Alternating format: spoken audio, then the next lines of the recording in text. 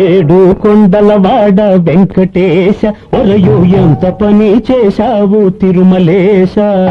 చెట్టు మీద కాయను సముద్రంలో ఉప్పును కలిపినట్టే కలిపావు శ్రీనివాస. ఏడు కొండలవాడ వెంకటేశ ఒరయు ఎంత పని చేశావు తిరుమలేశ.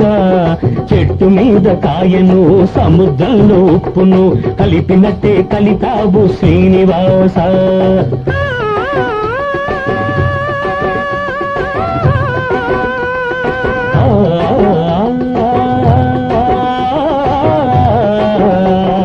ఏడు కొండలవాడ వెంకటేశ ఒరయో ఎంత పని చేశావు తిరుమలేశ.